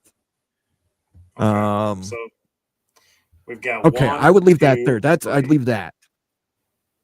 1, 2, 3, 4, 5. There's 6, 7. Okay, we got 7. And then you've got Stanford and Cal. So if you do 1, 2, 3, we're keeping Stanford and Cal. Are these schools making it? Arizona, Arizona State, BYU, Yes. Colorado, Texas Tech, UCF, and TCU. Are they making it? Okay, UCF, I would move UCF to the East Division. But again, 16-team conference, Arizona State, Arizona State, Colorado, BYU, TCU, Texas Tech, Stanford, and Cal gives you an 8-team Western Division. That is your Western Division. 8 teams. All right, let's pull them over then. Let's pull them over. I think that we need – okay, so we've got 7 here, Mona. We've got 9 spots in the ACC. How many teams do we got? We got 12, right? We have to eliminate 3 more, and then we'll build out the divisions. Okay, 1, 2, 3, 4, 5, 6, 7, 8, 9, 10, 11, 12. If we're going to 16, 3 need to be eliminated, and that's obviously Wake Forest. Gone. Now SMU, it gets real. SMU gone. Okay. Syracuse or Boston College. And does Pitt really get in over Oklahoma State or Iowa State or West Virginia? Really? Pitt, this is for Notre Dame. Notre Dame has played Pitt a lot. And Pitt brings a lot of research dollars. So for some of these schools, these Cals, these Dukes, these Stanfords, these Notre Dames, they want to be associated with high research universities. That includes Virginia Tech. That's why Virginia Tech has to be included. Yeah.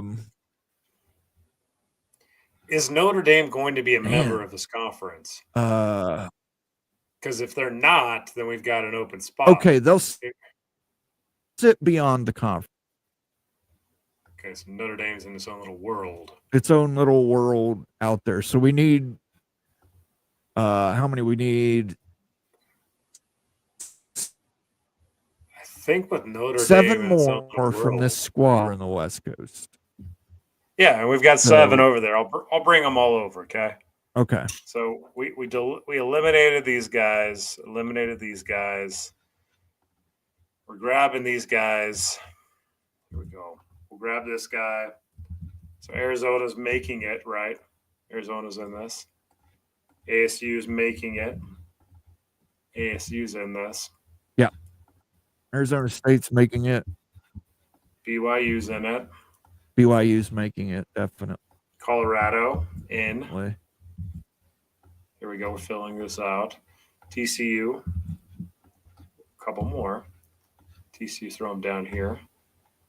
Then you got Texas Tech and UCF. Seems like a weird conference, Moan. That's what you got. 1, 2, 3, 4, 5, 6, 7, 8, 9, 10, 11, 12, 13, 14, 15, 16 with Notre Dame as a floater. You can't – I'm looking at this, Moan. It doesn't look like this is going to be warranting much more media value. The only change I might make here.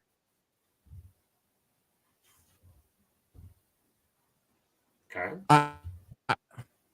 Again, the change I might make here, and this is going to upset UCF fans, I might take UCF out and put USF in.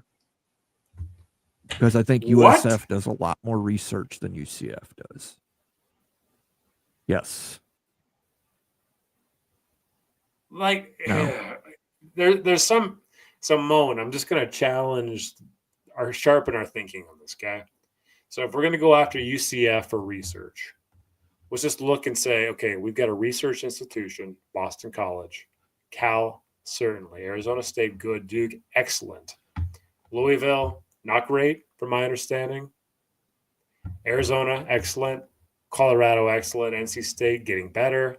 BYU doesn't do research. Pitt, great. Texas Tech, growing. Small. Stanford, elite. Syracuse, I don't know. TCU, not really. Virginia Tech, yes. And UCF, not much. So you got a hodgepodge of like really inconsistent teams that aren't really focused on research. USF received a record-breaking $738 million in research last year. That is far above what UCF did. That's why I would put USF over UCF. I mean, look, it's the best of the rest. Look at the okay, who got left out? Who did we take out? We took K-State. They got left out. Oklahoma State, Iowa State, Baylor, Cincinnati, Wake Forest. Okay. Yeah. And we took out SMU and Wake Forest. SMU. Duplications. We've already got North Carolina State in the state of North Carolina. We've got Duke in the state of North Carolina. We got North Carolina more than covered. Full member, but they are some kind of, I don't know, whatever a deal they've got with the ACC now, but they've got it with this conference. You've got an team West Coast division. You've got an 8-team East Coast division.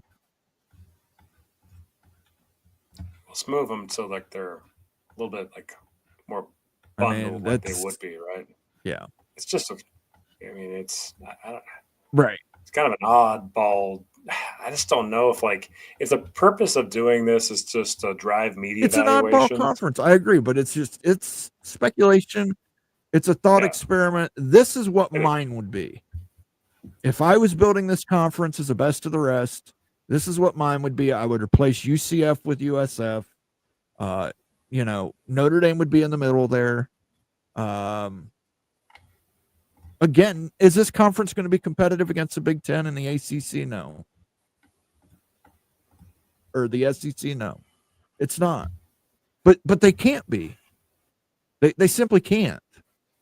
I mean, there's no amount of Big 12. There's no combination of Big 12 ACC teams that are going to equal up to the Big 10 or the SEC. If you had Florida State, Miami, and Clemson, and you're adding them into this mix, if you throw in a Kansas, Utah, like all these teams that we eliminated out, then it looks better. But we're talking about forming an athletic conference with freaking Boston College and Syracuse in it, Moan, and Stanford, and Cal. I know.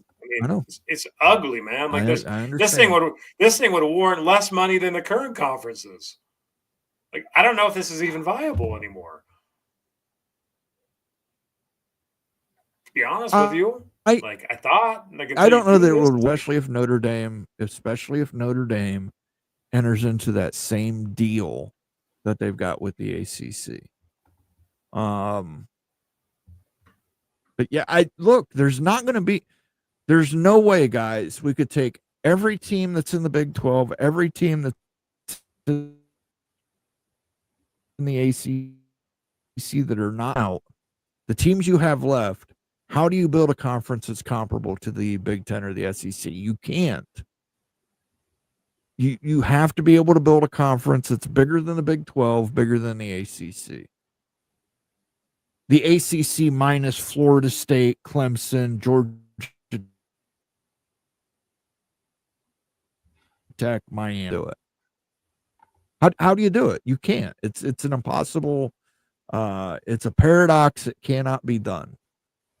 Cannot be done. The best way you can do it is using Notre Dame's value. And we know Notre Dame, according to the Big Ten's media contract, brings $400 million in value. So, Man, I'll tell you what, Moen, like, you've got them as done at Colorado. They've built their media numbers up. BYU is a big national brand. Texas Tech, what Cody Campbell's doing there with NIL, that's going to be a big brand here in the next 4 to 5 years. You're right. Some of these schools need to step stuff up. Virginia Tech has done the right thing. They've fired Brent Pry. Can they go out and get Shane Beamer? Brom, he's building that program back up to prominence. Pitt, I don't know. Pitt can't figure shit out. So Boston College, Bill O'Brien, he's improved that program. I don't know. I'll tell you what, this is, I'm very serious about this, Moen. Until you do this exercise and see what the results could be, you don't know how bad the conference would be, possibly. And if the Utes were thrown in here, there's no way that I would want the Utes in this type of conference versus being in the Big 12 now. There's no juice to this. It's not juicy at all. It's not going to be worth more. It's going to be worth less than the current media deals, in my view, because there's no rivalries, there's no matchups, there's no consistency. It kind of sucks. This conference is a national conference. This is as close as you can match up, at least to the Big Ten and the SEC in form, if not function. You have your East Division, you have your West Division, you're covering every time zone, East, Central, Mountain, Pacific. You do have a lot of research-heavy universities here. We saw Texas Tech put out the thing today that, hey, we're going to be AAU by 2040. Mm-hmm. Texas Tech is trying to get up to AAU status. TCU is trying to get up to AAU status. You're going to have a lot of AAU schools that could be in here. Pitt's AAU. USF, I believe, is AAU. Duke is AAU. Virginia Tech is very close to being AAU. Virginia Tech, I believe, does over $1 billion in research despite not being AAU. Mm-hmm. You're going to have a mix of a lot of AAU and academic institutes. So is it a great athletic conference? I don't know. We'll see. I mean, look, Texas Tech is a juggernaut in waiting. Could they be enough to put a lasso around and have them carry the conference? TCU, Sonny Dykes, he had the one down season. He is coming back. BYU, national brand. Colorado, Coach Prime. What can they do? Kenny Dillingham at Arizona State. I mean, yes, this is a shit conference, but make a better conference where you have a West Coast division and an East Coast division and Notre Dame in it. And that's going to make Notre Dame happy. I don't think you can. I don't think you can. If you can, great. Leave it in the comment section. I would love to read it and hear what your thoughts are, but I won't make you take any credit for this. This is Moen saying this is the best of the rest. If you can pull Notre Dame in by getting some of these high academic institutions in, this is your best of the rest. Yeah. I can't support this, Moan. I can't. Look, if I'm building a best of the rest, I'm not eliminating some of these schools and adding some schools that we've eliminated in. Okay. And the first school I'm eliminating is Arizona, followed by Cal. These four make it. Okay. TCU makes it. Texas Tech makes it. Stanford, bubble team. Louisville makes it. Well, that's what I was going to say. Does Stanford stay in without Cal? I think so. I'm just building. I'm building like the ideal. Okay. You build yours. In like a Boston College out. Pitt maybe. Duke probably out. NC State in. Virginia Tech in. Syracuse. These are bubble teams here. I'm going to grab. You go ahead and build yours. I'm going to read some comments. Go ahead. Rock and Rant, member for 20 months. Thank you, Rock and Rant. Florida State is just getting bullied on the defensive line by Virginia. They better wake up or next week will be ugly. Didn't expect this so far. Hey, man, I had Florida State winning and covering and hitting the over and scoring first. That is all downhill. Let me take a look here at the game score because I am not watching the game. I have the white screen on. Let's see here.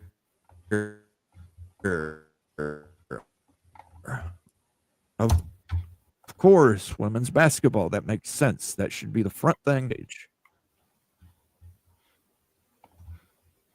2, 3, 4. Holy shit. Fourth quarter, Florida State and Virginia are tied 28-28. Holy smokes. Yeah, you go ahead and build your rest of your conference, and then I think we may bounce out of here. Because I might want to watch the. All right, I built it. I might want to catch the end of that game. Look, okay, this one's the maximize football, like excitement brand and everything. Look, this isn't tailored towards the academic side. I get that, like some of these schools would have a hard time coexisting. That's legitimate, Mon. But I'm just building something that might be on the media side more valuable. Might. It's questionable. I think that the more I do this, the more I realize like these juicy rivalry matchups currently in the ACC and the Big 12 are pretty dang valuable, i.e. the Holy War, Miami, Florida State. Like you've got some pretty good matchups in there, right? Duke, North Carolina. Like it's hard to top the stuff. So I would say K-State's in. Arizona State is the school for Arizona. Kansas represented Arizona, Colorado, Utah, Notre Dame, floater or not. Texas gets a few. TCU, Texas Tech gets 2. 1 in California. That's Stanford. Cal gets booted. Kentucky is represented through Louisville. NC State, you get North Carolina. VT, get into Virginia. Keep UCF or Florida. Get the rivalry here, the backyard brawl, at least with Pitt and West Virginia. Then you definitely add these 2 schools, Oklahoma and in Iowa. At least you're in a bunch of different markets, a bunch of different states, and there's some juicy historical rivalries. To me, this is much more compelling than what we just built, but it's still not as good as the Big 12 or the ACC is today. Not even close. What do you think?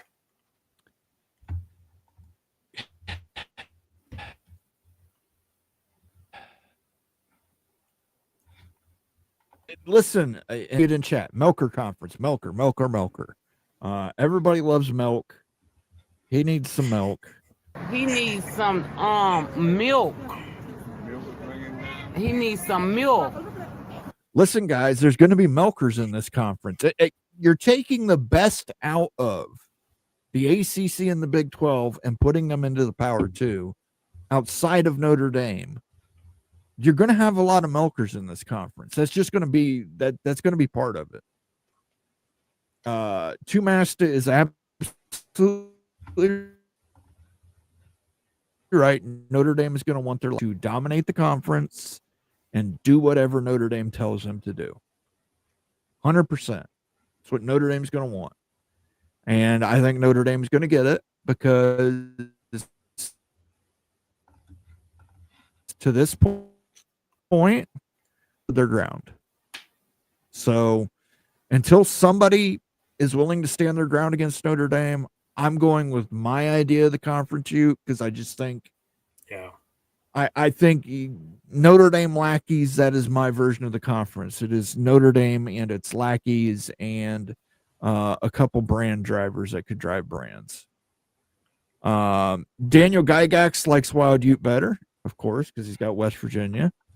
Laura Weiss likes Wild Ute better. Okay, fair enough. It's so hard to construct these. And then Chris G says, no, Virginia Tech doesn't get you into Virginia. It gives you Virginia, even when we suck. Okay. Fair enough. I mean, this is an interesting thought experiment. Look. Okay, go ahead. This is I'm so sold on this for the first time ever. Doing this type of experiment, like there's no way that these schools would benefit more being in this type of best of the rest conference versus what they have today. Maybe like if the ACC loses the top brands, they've got no choice. But I don't know why Big 12 schools would jump at being a part of something like this. Honestly, like at least in like the Big 12, you've got better regional travel. You've got historical matchups and everything. It just is so much more fun and compelling than what I'm seeing here. This is like a Frankenstein kind of nightmare for any of these schools and stuff, like with no history. I don't see any media rights there anyway. Like it's kind of a nightmare, even looking at it. Fair enough, but couldn't you ask the same question of USC?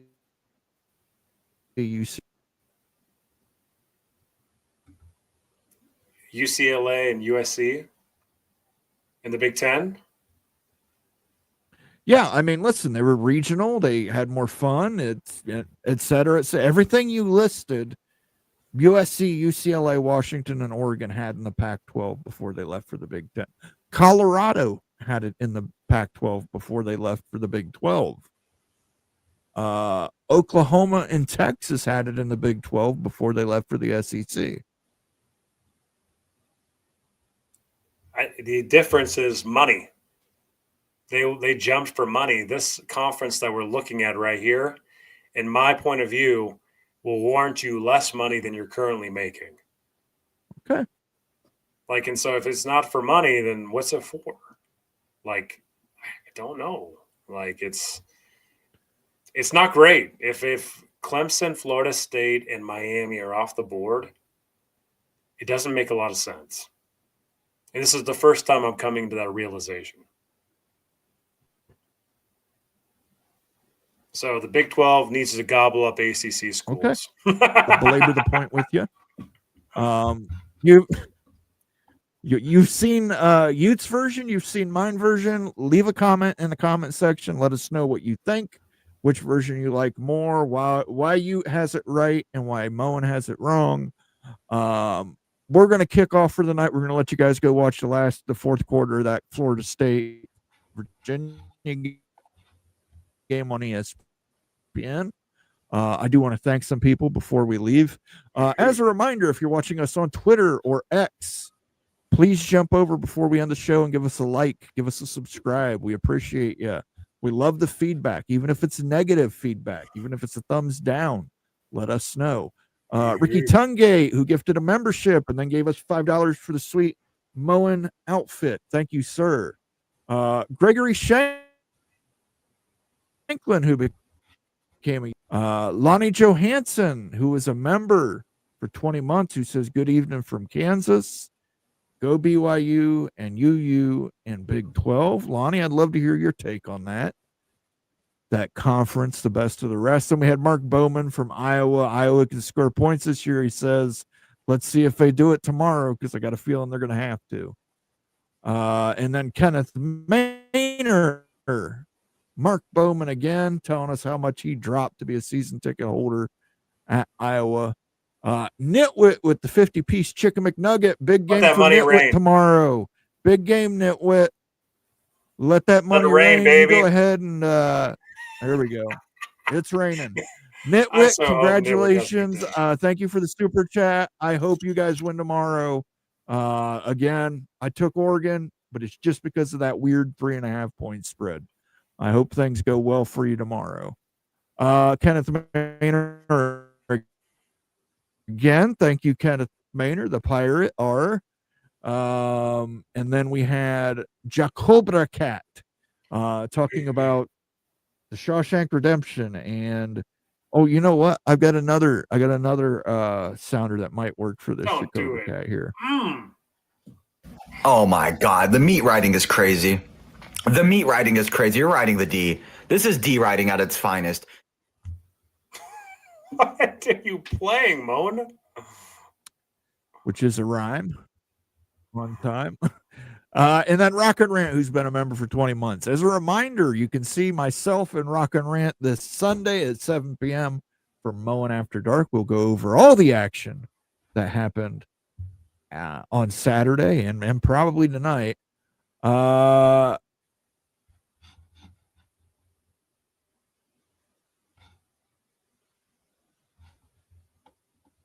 we got one more super chat. Lou, President Michigan from Akron.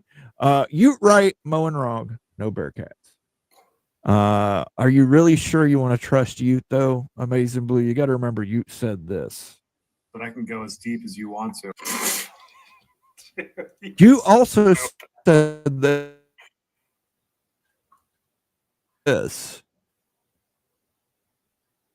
They've been sucking.